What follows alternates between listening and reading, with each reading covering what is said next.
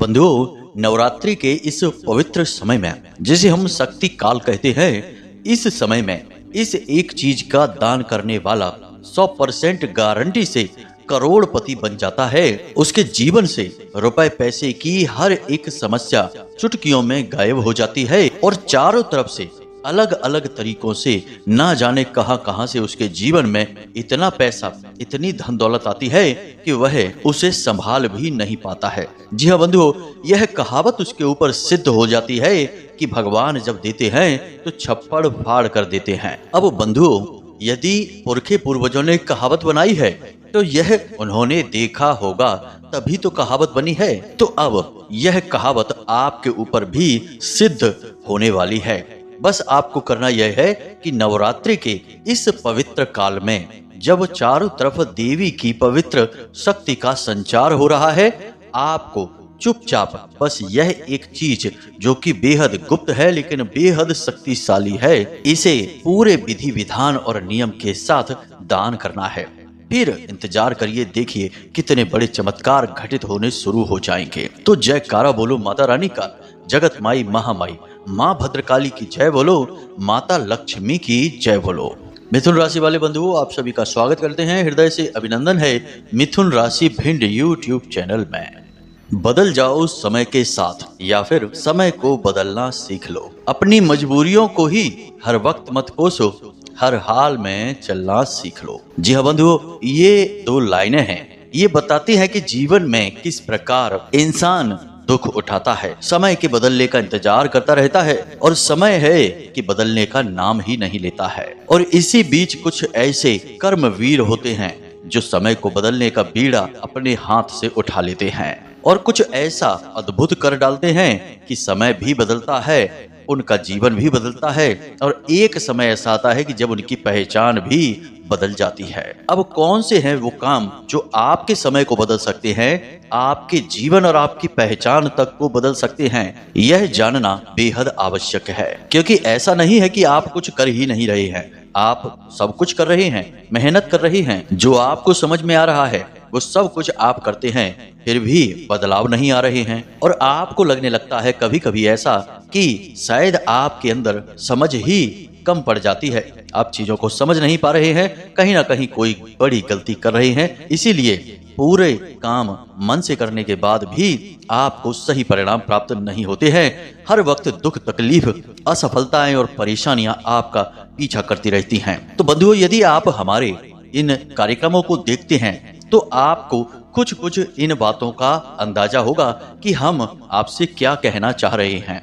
हम आपको यहाँ पर यह बताना चाहते हैं बंधुओं कि सब कुछ इंसान के वश में नहीं होता है। बहुत बड़ी शक्तियां और बड़े परिणाम या यूं कहें कि कार्य भगवान ने अपने हाथ में ले रखे हैं, क्योंकि वह जानता है कि यह इंसान इंद्रियों का गुलाम है। यदि सीधे तौर पर इसे कार्य का सीधा फल दे दिया तो यह ना जाने क्या क्या कर डालेगा। यह बिल्कुल वैसा ही होगा कि भगवान ने वरदान दिया तो अक्सर उसका दुरुपयोग ही होता है। तो अब भगवान वरदान इतनी आसानी से नहीं देते हैं, इसके लिए पात्रता को हासिल करना पड़ता है। और पात्रता कैसे आती है? अपने जीवन में कुछ जरूरी मूलभूत बदलाव करने के बाद। तो यदि आपको यह पता चल जाए कि यह पात्रता कैसे हासिल की जाती है तो आपके जीवन में सब कुछ आपके मन के अनुसार घटित होने लगेगा। ऐसा नहीं है कि भगवान को आपकी मेहनत का फल आपको न देकर आनंद प्राप्त होता है, उसे भी दुख होता है, लेकिन असल में कहीं न कहीं कुछ न कुछ आध्यात्मिक कोर कसर बाकी रह जाती है, जिस वजह से आधे अधूरे परिणाम आपको प्राप्त होते हैं।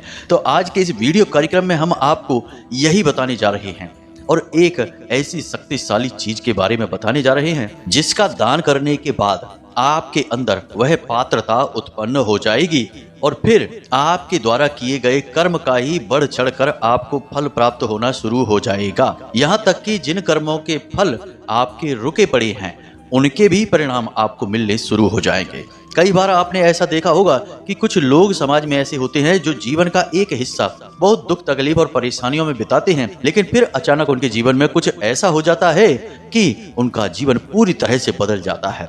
रातों रात उनके जीवन की परिस्थितियां बदल जाती हैं और ऐसा लगने लगता है कि ना जाने कहां से इन्हें कोई बड़ा खजाना मिल गया है, भगवान की कृपा मिल गई है, पता नहीं क्या हो गया, लेकिन इनके तो चाल ढाल, रूप रंग, व्यवहार सभी बदल गए। ये तो पूरी तरह से परिवर्तित हो गए। यही होता है जब भगवान की कृपा प्राप्त हो जाती है, पात्रता आ जाती है और उसके बाद ना केवल आज के आपके किए जाने वाले कर्म, बल्कि पिछले सैकड़ों हजारों कर्म जो फल आपको नहीं दे पाए थे, उन फलों को भी आपको भगवान देना शुरू कर देते हैं। और ये बातें शास्त्र बताते हैं और ये व्यवहारिक बातें हैं।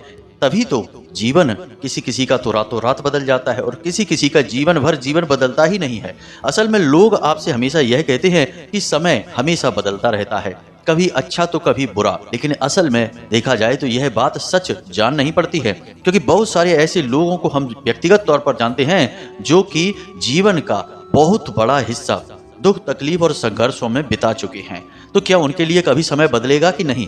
कब बदलेगा? उनकी मृत्यु के बाद, क्योंकि अब तो वे मृत्यु के नजदीक ही पहुंच गए हैं। जब से पैदा हुए हैं तब से लेकर 60-70 साल की उम्र हो गई, तब तक तो समय बदला नहीं, केवल दुखी के दुखी ही हैं, परेशान के परेशान ही हैं। तो अब समय कब बदलेगा? और यह जो हम आपको बातें बता रहे हैं ये पूर्ण रूप से व्यवहारिक हैं। आप अपने आसपास देखें, आपको पता चल जाएगा कि बहुत सारे लोग तो ऐसे हैं इस संसार में जिनके लिए वक्त रुक सा गया है, किसी के लिए अच्छा और किसी के लिए बुरा। यानी कि कुछ लोग तो बड़े आनंद में जीवन जी रहे हैं और पूरा जीवन ही उनका निकला जा रहा है सुख, ऐश्वर्य और वैभव को भोगते हुए, और कुछ लोग ऐसे हैं जो कि ठीक इसके विपरीत दुख तकलीफ और परेशानियों में जीवन को जिए जा रहे हैं और आस लगाए हैं कि आज नहीं तो कल वक्त बदलेगा ही, लेकिन वो कल उनका आ ही नहीं रहा है। तो ऐसा कैसे हो सकता है? तो बंधुओं, हम यहाँ पर आपको बता दें कि यहाँ छोटी छोटी कुछ बारीक बातें हैं जिन्हें आप मिस कर रहे हैं। उन्हीं बारीक बातों को जब आप जानेंगे तभी आपके जीवन की गाड़ी तेज रफ्तार से दौड़ेगी और आपका वक्त बदलेगा। तो आपको इस कार्यक्रम को अंत तक देखना है, पूरा देखना है, क्योंकि इस कार्यक्रम को बनाने में हमने सचमुच में बहुत मेहनत की है और आपके लिए विशिष्ट ज्ञान और आपके जीवन को बदलने के लिए बारीक और छुपे हुए रहस्य लेकर आए हैं। तो आप यदि इसे पूरा देखेंगे तो निश्चित तौर पर आपका जीवन बदलेगा, आपको लाभ प्राप्त होगा और आपके चेहरे पर मुस्कुराहट आएगी। और यही तो हम चाहते हैं कि हमारे प्रयास आपके चेहरे पर मुस्कुराहट लेकर आए। जी हाँ बंधुओं, बहुत अच्छा लगता है जब आप लोग हमें मैसेज करते हैं और कहते हैं कि गुरुजी, आपके द्वारा बताया गया उपाय हमें बहुत लाभ पहुंचा रहा है, हमारी तकलीफ दूर हो गई, किसी का कर्जा चुक गया, किसी को नौकरी प्राप्त हो गई, किसी का विवाह संबंध सुधर गया, परेशानियां दूर हो गई। और इसी के लिए तो हम प्रयास कर रहे हैं, हमारा प्रयास सिद्ध हो जाता है और हमें बहुत अच्छा लगता है। तो बस बंधुओं, आप इस प्रयास में हमारा सहयोग करें। अभी तक कुछ ऐसे भाई बंधु और हैं जिन पर अभी पूर्ण रूप से इन प्रयासों का प्रभाव नहीं हुआ है, तो उन्हीं के जीवन को बदलने के लिए हम लगातार प्रयास कर रहे हैं और उपायों और क्रियाओं के साथ साथ माता भद्रकाली की सीधी कृपा भी उन लोगों तक पहुंचाने की कोशिश कर रहे हैं। नवरात्रि का यह विशेष पर्व चल रहा है, कई प्रकार के गुप्त और बेहद शक्तिशाली अनुष्ठान जो आप लोगों के सर्व मंगल की कामना के हेतु किए जा रहे हैं, उनमें हमारा हेतु केवल इतना है कि आपके जीवन में खुशहाली आए, आपकी इच्छाएं और मनोरथ पूरे हों।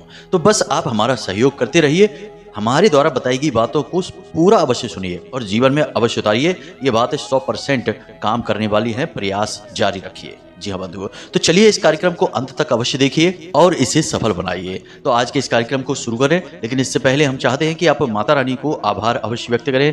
पूरे भक्ति, पूरे प्रेम, आदर के साथ, भाव के साथ कमेंट बॉक्स में लिख डालिए, जय माँ भद्रकाली कृपा करो। साथ ही साथ जय माँ लक्ष्मी भी अवश्य लिखना। हालांकि जगत जननी माँ भद्रकाली या माता लक्ष्मी है तो एक ही भगवती का स्वरूप, लेकिन बोल देने से मन हल्का हो जाता है और अच्छा भी लगने लगता है। तो लिख डालिए। हमें पूर्ण विश्वास है कि माता रानी आपके जीवन को इस कार्यक्रम को देखने के बाद 100% बदल ही डालेंगी। इसी के साथ साथ बंधुओं, यदि आप इस चैनल कार्यक्रम पर पहली बार आए हैं तो आप इस चैनल को सब्सक्राइब भी अवश्य कर लें। ऐसा करते ही आप न केवल हमारे बल्कि माता रानी के दिव्य परिवार के सदस्य भी बन जाएंगे और आपके पास सीधी माता रानी की कृपा पहुंचेगी। जी हाँ बंधुओं, तो चलिए जल्दी से चैनल को सब्सक्राइब करिए, फिर आगे बढ़ते हैं। तो अब ध्यान से सुनिए बंधुओं, हमारे हिंदू धर्म में सनातनी परंपरा में दान के साथ धर्म को जोड़ा जाता है। आपने हमेशा यह सुना होगा, दान धर्म करते रहिए। दान धर्म का सबसे अभिन्न अंग है। तो अब दान का जब इतना बड़ा धर्म के प्रति जुड़ाव है, या यूं कहें कि दान का धर्म से इतना गहरा नाता है, तो इसके विषय में आपको सारी बातें बारीकी से जानना बेहद अनिवार्य है। और यह एक ऐसा मार्ग है जो आपको न केवल जीवन बल्कि जीवन के बाद के जीवन में भी लाभ पहुंचाता है। जी हाँ बंधुओं, दान के कई रूप होते हैं और आज के इस कार्यक्रम में हम आपको दान के एक ऐसे अद्भुत रूप के बारे में बताने जा रहे हैं जिसे आपको इस नवरात्रि में कम से कम एक बार अवश्य करना है। जी हाँ बंधुओं, जो भी व्यक्ति इस दान को करेगा उसके ऊपर माँ भगवती की सीधी स्पष्ट कृपा पहुंचेगी ही और उसके हर एक कार्य में उसे बढ़ चढ़कर कामयाबी प्राप्त होगी ही। अब यहाँ पर कुछ लोग ऐसे होंगे जो कहेंगे कि इसमें कौन सी बड़ी बात है, दान तो सभी करते हैं, हम भी करते ही रहते हैं, समय समय पर कुछ न कुछ दान कर ही देते हैं, तो फिर हमारे जीवन में बदलाव क्यों नहीं आए। हमें तो दान करने का कोई लाभ ही समझ में नहीं आता है, उल्टा हमें तो ऐसा लगता है कि जैसे हमारा पैसा हमारी चीजें बेकार ही चली जाती हैं। केवल धर्म के नाम पर, भगवान के नाम पर हम दान कर देते हैं, लाभ तो कुछ भी प्राप्त नहीं होता है। यानी कहने का मतलब यह है कि जो बात हम आपको बता रहे हैं दान के विषय में, उसके प्रति मन में संशय उत्पन्न होता है और होना स्वाभाविक भी है। मानव मन होने के नाते हर तरह के विचार इस मन में आते ही हैं। तो ऐसे लोगों को हम जवाब यह देना चाहेंगे कि मान लीजिए कि आप वैद्य के पास या डॉक्टर के पास जाते हैं, अपनी बीमारी बताते हैं कि मुझे बुखार है या फिर पेट में दर्द है, और डॉक्टर आपको दवा दे देते हैं। आप दवा लेकर घर आ जाते हैं और आप दवा खाना शुरू कर देते हैं, लेकिन आपको लाभ ठीक से नहीं होता, थोड़ा बहुत होता भी है, कभी कभी नुकसान भी हो जाता है। तो अब इसमें किसकी कमी है? क्या डॉक्टर की कमी है? क्या दवा की कमी है? क्या आपकी कमी है? जी नहीं, किसी की भी कमी नहीं है। कमी है तो विधि की, क्योंकि आपने विधि तो पूछी ही नहीं। हर एक दवा के साथ एक विधि होती है और दवाई क्या है? आपको कष्ट से मुक्ति दिलाने वाली एक विद्या है। अब इसे दान के परिप्रेक्ष्य में देखते हैं कि आप दान करते हैं, लेकिन आपको दान करने की सही विधि, सही संस्कार, सही नियमों का ज्ञान नहीं है, तो आपने कुछ भी कहीं भी कैसे भी दान कर दिया, तो क्या उसका आपको पूरा लाभ प्राप्त होगा? हो सकता है कि थोड़ा बहुत लाभ आपको समझ में आए, लेकिन इस भागदौड़ भरे चंचल जीवन में वे लाभ आपको समझ में ही नहीं आएंगे कि कहाँ लाभ हुआ और कहाँ नहीं हुआ। क्योंकि जब तक कुछ बड़ा परिवर्तन ना आए जीवन में, तब तक महसूस ही नहीं होता है कि किसी प्रकार का परिवर्तन हो रहा है। तो अब यहाँ पर प्रश्न यह उठता है कि यह विधि कौन सी है और इन विधियों का इतना महत्व क्यों है। तो बंधुओं ध्यान से समझिए, हम जो भी कुछ दान करते हैं वह असल में चीजों के दान से कहीं अधिक ऊर्जाओं के परिवर्तन के लिए किया गया प्रयास होता है। अब देवी देवता जिनसे समर्पित हम रहते हैं, पूजा पाठ करते हैं, जैसे कोई इंसान है जो भोले बाबा की पूजा कर रहा है, कुछ लोग हैं जो हनुमान जी की पूजा कर रहे हैं, तो ये इन देवी देवताओं की विशिष्ट ऊर्जाओं को जागृत करने की कोशिश करते हैं। और जब हम दान करते हैं पूजा पाठ के साथ साथ, तो इन विशिष्ट ऊर्जाओं के जागरण में मदद मिलती है। दान से हमारा आध्यात्मिक बल भी बढ़ता है, यानी हमारी आत्मा का जो बल है वह शक्तिशाली होता है और हमारे इस भौतिक संसार में हमें सुखों की प्राप्ति होनी शुरू हो जाती है। तो मूल बात यह है कि दान करने की फिर सही विधि कौन सी है। मान लीजिए कि आप सड़क पर जा रहे हैं और किसी ने आपसे कुछ खाने के लिए मांगा और आपने उसे कुछ भोजन दे दिया या कुछ पैसे दे दिए। अब यह आपका पुण्य कर्म है। अब पुण्य कर्म में और दान में अंतर होता है। दान कर्म जो होता है वह दिव्य ऊर्जाओं को जागृत करने का कार्य करता है और पुण्य कर्म जो होता है वह आपके सौभाग्य का निर्माण करता है। तो मान लीजिए कि आपने किसी भूखे को भोजन करा दिया, तो इसका फल आपको इस प्रकार प्राप्त हो जाएगा कि आपकी नौकरी में जो आपको तनख्वाह मिलती है उसमें आपकी थोड़ी बहुत तनख्वाह बढ़कर आ जाएगी। जो समय पर नहीं मिलती होगी तो समय पर मिल जाएगी। व्यापार में जहां आपको नुकसान होने वाला था वहां आप किसी नुकसान से बच जाएंगे, यानी कि तुरंत इसका प्रतिफल आपको समझ में आ जाएगा। अगर आप चाहें तो इसे आप प्रयोग करके भी देख सकते हैं। एक हमारे मित्र हैं, जानने वाले हैं, उनके बारे में हम आपको बताएं तो हमने उनको एक प्रयोग करने के लिए कहा। हमने उनसे कहा कि तुम एक निश्चित रकम दान करके देखो और उसके बाद 30 दिनों तक इंतजार करो और छोटी छोटी बातों को अपने जीवन में नोटिस जरूर करते रहना और तुम्हें समझ में आ जाएगा कि जो तुमने दान किया है उसके बदले में भगवान ने तुम्हें कुछ दिया है कि नहीं। यानी कि जो रेगुलर लाभ होते हैं उनसे कुछ हटकर कुछ अलग आपको लाभ प्राप्त होता है कि नहीं। तो उन्होंने वैसा ही किया। उन्होंने मात्र 100 रुपए एक भिखारी को दे दिए। देने से मतलब यह है कि उसे कुछ भोजन करा दिया और कुछ पैसे उसे दे दिए। अब उन्होंने इंतजार करना शुरू किया। आप यकीन नहीं मानेंगे कि उनकी तनख्वाह के साथ में वे वाले पैसे भी जुड़कर आ गए जो काफी लंबे समय से रुके पड़े थे। यानी कि कुछ इंक्रीमेंट उनकी सैलरी में हुआ था, लेकिन वह उन्हें मिल नहीं पा रहा था, किसी पेपर वर्क की वजह से या फिर डिपार्टमेंट की विभाग की लेट लतीफी की वजह से वह रुका हुआ पड़ा था। तो उनकी अगली सैलरी में वह इंक्रीमेंट जुड़कर आ गया। यानी कहने का मतलब यह है कि यहाँ आपने एक हाथ से दान किया और वहां दूसरे हाथ से आपको उसका पुण्य कर्म वापस मिल गया, यानी आपके सौभाग्य का निर्माण हो गया। लेकिन यह जो दान है यह आपको क्षणिक सुख दिलाने वाला है, आपके सौभाग्य का निर्माण करने वाला तो है, लेकिन जीवन को परिवर्तित करने की शक्ति इसके पास नहीं है। क्योंकि जीवन को परिवर्तित करने के लिए दिव्य ऊर्जाओं का 24 घंटे आपके साथ रहना अनिवार्य है, तभी आपके जीवन में बड़े परिवर्तन आते हैं।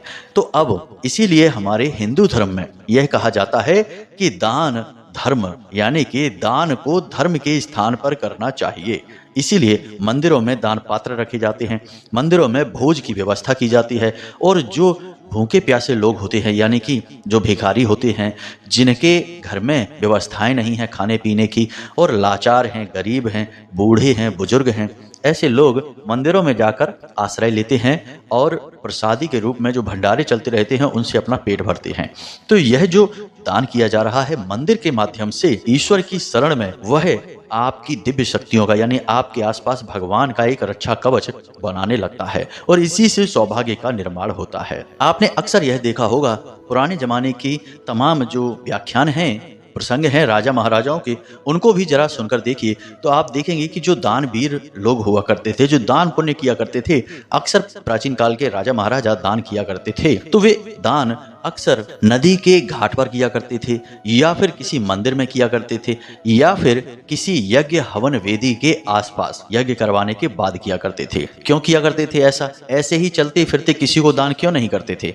क्योंकि दान का विधान यही है कि दान दैवीय स्थान पर किया जाए तो वह दिव्य शक्तियों का जागरण का कार्य करता है, और आपके आसपास दिव्य शक्तियों का एक रक्षा कवच का निर्माण कर देता है, जो प्रतिपल आपकी सहायक हो जाती हैं। जी हाँ बंधुओं, तो अब उम्मीद करते हैं कि यहाँ तक आपको समझ में आ गया होगा कि दान करने का सही तरीका क्या होता है, नियम क्या होता है। अब यहाँ पर हम आपको यह नहीं कह रहे कि आप किसी भूखे को भोजन मत कराइए, किसी की मदद मत करिए, वह भी करिए, वह भी इंसानियत के नाते बहुत आवश्यक है। यदि एक इंसान किसी दूसरे इंसान के काम नहीं आएगा तो जीवन की गाड़ी ही रुक जाएगी, इंसानियत का पहिया ही रुक जाएगा, फिर तो जीवन बड़ा मुश्किल हो जाएगा। तो ऐसा नहीं करना है आपको। कोई आपके सामने आ जाए तो उसकी मदद करिए, वह दान भी आपके सौभाग्य का निर्माण करेगा, आपको लाभ निश्चित तौर पर प्राप्त होगा। यदि आप चाहें तो आप भी इस प्रयोग को करके देख लीजिए। किसी दिन आप जाइए कुछ खाने पीने के लिए, और आप अक्सर देखेंगे कि वहां पर कोई गरीब भिखारी आ ही जाता है कि हमें भी भोजन करा दो। यदि आपको ऐसा मौका लग जाए तो आप उसे भोजन करा देना और कुछ उसे पैसे दे देना। उसके बाद आप 30 दिनों तक इंतजार करना। हम आपको लिख कर दे सकते हैं कि निश्चित तौर पर आपको कुछ न कुछ ऐसा लाभ अवश्य प्राप्त होगा जिसके बारे में आपने उम्मीद नहीं की थी।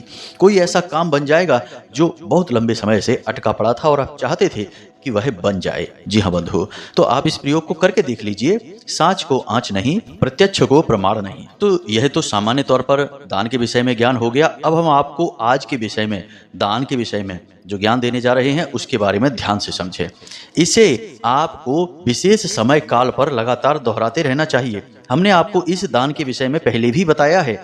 यदि आप हमारे कार्यक्रमों को देखते हैं तो आपको पता चल जाएगा कि हमने इस दान के विषय में आपको पहले भी एक बार बताया है। तो इस दान का नाम होता है पंच महाभूत दान। अब कुछ लोग होते हैं जो मंदिर में जाकर दान करते भी हैं तो बस रुपए पैसे दान करके और चले आए, सोचते हैं कि बस अब हमारा काम हो गया। ऐसा नहीं है। दान की भी एक विधि होती है, दान का भी एक तरीका होता है। हर एक दान का अपना खास महत्व होता है। अन्न दान हुआ, वस्त्र दान हुआ, विद्या दान हुआ, सबके अपने अपने महत्व होते हैं। तो आपको पंच महाभूत दान करना है। पंच महाभूत दान क्या होता है? हमारी यह पूर्ण प्रकृति, हम और आप सभी 5 महाभूतों से मिलकर बने हुए हैं। जी हाँ बंधु, इनके बारे में तो आप जानते ही होंगे, पृथ्वी, अग्नि, जल, आकाश और वायु। तो आज के इस कार्यक्रम में हम आपको पंच महाभूत दान यानी कि ये 5 दान के विषय में बताएंगे, जिससे आपके सारे प्राकृतिक तत्व संतुलित हो जाएंगे और दिव्य शक्तियां भी इस भौतिक संसार में विचरण करती हैं तो इन्हीं पंच महाभूतों के किसी न किसी रूप में विचरण करती हैं। जैसे जल के देवता जल के महाभूत के रूप में विचरण करते हैं, पवन देव पवन के महाभूत, और भूत प्रेत की पिशाचों की शक्तियां भी हवा ही कही जाती है, कहा जाता है ऊपरी हवा है, मतलब कि ये वायु प्रधान होते हैं। इसी प्रकार दिव्य शक्तियां जो हैं वे किसी भी महाभूत के रूप में विचरण कर सकती हैं। यानी भगवान की शक्ति की बात कर रहे हैं यहाँ पर हम, भगवान के लिए कोई पाबंदी नहीं है, वे किसी भी भूत के रूप में, यानी जो पंच महाभूत के रूप हैं उनमें से किसी भी रूप में विचरण कर सकते हैं। और जब पंच महाभूत एक साथ मिल जाते हैं तो यह स्थूल संसार और प्रकृति का निर्माण हो जाता है। भगवान ने तो पंच महाभूतों को मिलाकर स्थूल संसार में जन्म भी लिया है, जिन्हें हम भगवान श्री कृष्ण और भगवान राम के रूप में जानते हैं। तो खैर यह सारी बातें आप समझते ही हैं। हम ये बातें केवल आपको इसलिए बताते हैं ताकि आपको सारा का सारा हमारा नजरिया समझ में आ जाए और आपको यह काम क्यों करना है, इसके पीछे जरूरत क्या है, यह भी समझ में आ जाए। जी हाँ बंधुओं, तभी तो आप किसी भी कार्य को करेंगे जब आपको उस कार्य के विषय में अच्छी तरह से ज्ञान हासिल हो जाए, पूरा ज्ञान मिल जाए। आधा अधूरा ज्ञान मिला तो आप वो कार्य करेंगे ही नहीं, और हम नहीं चाहेंगे कि आप उस कार्य को ना करें। हम चाहते हैं कि आप इस दान को जरूर करें, क्योंकि इसका आपके जीवन पर बहुत गहरा प्रभाव पड़ेगा ही पड़ेगा। नवरात्रि के ये जो पवित्र दिन है ये शक्ति काल कहे जाते हैं, और इस समय इस संसार में शक्ति का संचार हो रहा होता है। देवी भगवती हर एक जीव में, हर एक कण कण में बड़ी ही तेजी से प्रवाहित हो रही होती हैं। तो इस समय यदि आप कोई उपाय, कोई क्रिया कर देते हैं तो उसका बहुत फल बढ़ चढ़कर प्राप्त होता है। तो यह पंच महाभूत दान महादान सर्वश्रेष्ठ दान कहा जाता है। तो इसे जरा ध्यान से समझिए आपको क्या करना है। नवरात्रि के किसी भी दिन आप इस दान को कर सकते हैं। इसके लिए आपको 5 प्रकार की चीजों की आवश्यकता पड़ेगी। थोड़ा समय भी आपका खर्च हो सकता है, और आप किसी देवी के मंदिर में जाकर ही इस दान को करें। जी हाँ बंधुओं, काली की माता भद्रकाली या फिर दुर्गा के किसी भी स्वरूप के मंदिर में आप जा सकते हैं। तो अब आपको क्या करना है इसे आप ध्यान से समझिए। आपको 5 चीजें कौन कौन सी चाहिए। सबसे पहली चीज आसन चाहिए, जिस पर बैठकर लोग चालीसा वगैरह का पाठ करते हैं।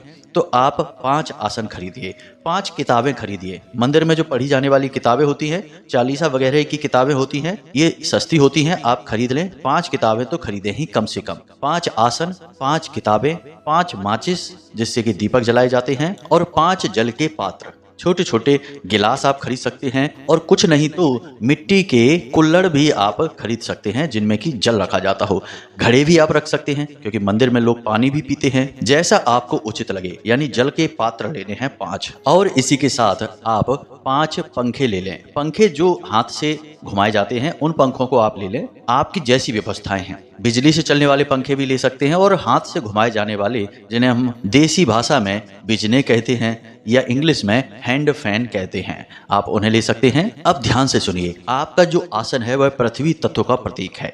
आपने जो किताब ली है उसमें शब्द लिखे हैं, और रामायण में शब्द को आकाश तत्व कहा गया है। आपने जो माचिस ली है वह अग्नि तत्व का प्रतीक है, और आपने जो कुल्हड़ लिए हैं यानी पानी का जो पात्र लिया है वह जल तत्व का प्रतीक है, क्योंकि उसी का संग्राहक है। और आपने जो हाथ से डुलाने वाले पंखे लिए हैं वह वायु तत्व का प्रतीक है, क्योंकि वायु का संचार करते हैं। तो यह पंच महाभूत आपको लेने हैं, और इसे देवी के किसी भी मंदिर में जाकर दान कर आएं। वहां पर जो मंदिर प्रशासन के जो लोग हैं, पुजारी पंडे वगैरह हैं, उनसे आप बात करके रखें और आप बताएं कि हम ये चीजें दान करना चाहते हैं, इन्हें व्यवस्थित मंदिर में लगवा दें। अब कोई व्यक्ति आसन पर बैठकर, आपने जो आसन दिया है उस आसन पर बैठकर माता की किसी भी प्रकार की प्रार्थना कर रहा है, तो उस आसन में आपका धन लगा है। आपके द्वारा कमाई गई मेहनत से जो आपने पैसा लिया है, उस पैसे से आपने वो खरीदा है, तो उसमें आपका भी पुण्य बनेगा। आपके द्वारा दी गई माचिस से दीपक जलाएगा, आपके द्वारा रखे गए पात्र से या तो पूजा के लिए पानी का प्रयोग करेगा। आपने छोटे अगर तांबे के गिलास ले लिए हैं, छोटे छोटे गिलास ले लिए हैं, तो पूजा पाठ में प्रयोग करेगा, तो उससे आपका पुण्य बढ़ेगा। यानी कि कोई भी व्यक्ति मंदिर में आकर कुछ भी करेगा, उसका कहीं ना कहीं कुछ ना कुछ हिस्सा आपको भी प्राप्त होगा। और इस सब से कहीं बढ़कर मंदिर में भगवान की सेवा करने में आप लोगों की मदद कर रहे हैं। इससे बढ़कर कोई कार्य नहीं है, और इससे ही भगवान की सकारात्मक ऊर्जा आपके आसपास दिव्य आवरण का निर्माण करेगी। जब आप इस दान को करें उस समय आपको भी कुछ क्रियाएं करनी है। आप एक रुद्राक्ष की माला खरीदें या फिर स्फटिक की माला भी खरीद सकते हैं। और उस दिन जिस दिन आप यह दान करेंगे मंदिर में जाकर, उसी दिन आपको मंदिर में बैठकर गाय के घी का एक दीपक जलाकर मंदिर में देवी के सामने ही बैठकर नवाड़ मंत्र की कम से कम 3 मालाएं करनी है। वैसे तो 9 मालाएं करनी चाहिए जो पूर्ण 9 देवियों को समर्पित है। नवाड़ मंत्र 9 देवियों का ही मंत्र कहा जाता है, जो नवग्रह शांति के लिए भी किया जाता है और 9 देवियों को समर्पित भी है। तो 9 मालाएं जाप करनी है, लेकिन आप 9 नहीं कर सकते तो 3 मालाएं जाप कर सकते हैं, 3 से कम ना करें। बस इतना सा आपको करना है और कुछ भी खास नहीं है। मंदिर में प्रसाद भोग वगैरह तो आप चढ़ाएंगे ही, पुष्प माता रानी को लाल रंग के चढ़ाएंगे ही, बस इतना सा आपको करना है।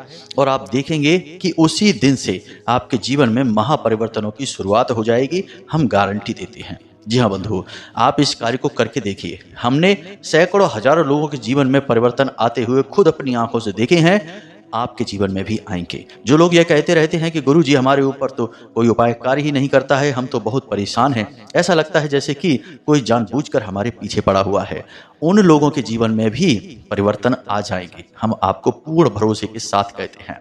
बाकी तो माता रानी हैं ही हमारे भरोसे को आपके लिए मजबूत बनाने के लिए। जी हाँ बंधु, तो प्रेम से बोलिए जय माई की जय माँ भद्रकाली। माता रानी को हर वक्त याद करते रहना। जीवन में कोई भी कार्य करना पर उस परमात्मा को, माता रानी को, माँ भगवती को मत भूलना, क्योंकि उद्धार तो उन्हीं की कृपा से होना है। मानव तो माध्यम मात्र है, कर्म तो वही कर रही हैं, अलग अलग रूपों में प्रकट होती हैं और इस संसार का संचालन करती हैं। तो बस बंधु, आज के इस विशेष कार्यक्रम को यहीं पर समाप्त करते हैं। कोई मन में यदि प्रश्न उठे तो आप पूछ सकते हैं कमेंट करके, या व्हाट्सएप नंबर पर मैसेज करके भी पूछ सकते हैं। जब हमें समय मिलेगा तो हम निश्चित तौर पर आपके प्रश्नों के जवाब देंगे। अब असल में यह जो शक्ति काल है, इसमें थोड़ी हमारी व्यस्तताएं बढ़ जाती हैं, तो हो सकता है कि आपको जवाब देर से मिले, तो धैर्य बनाए रखना, अधीर ना होना। बाकी आप चिंता न करें, आप हमारे कार्यक्रम से, हमारे चैनल के माध्यम से हमसे जुड़ चुके हैं, तो बिना किसी प्रयास के ही माता रानी की आपको कृपा प्राप्त होगी। हम आपको कह चुके हैं कि हमारे यहाँ निरंतर अनुष्ठान, जप और तप चालू हैं और इन सब का पुण्य फल आपको ही प्राप्त होगा, क्योंकि माता रानी आपकी सहायक हैं। जी हाँ बंधु, तो अब आज के इस कार्यक्रम को यहीं पर समाप्त करते हैं। मिलते हैं अगले ज्ञानवर्धक कार्यक्रम में। तब तक के लिए माता रानी को याद करते रहिए और दिन में एक बार मंदिर अवश्य जाइए, क्योंकि आपका उद्धार भी वहीं से होगा। प्रेम से बोलिए जय माई की जय माँ भद्रकाली। माता रानी आपका कल्याण करें। धन्यवाद।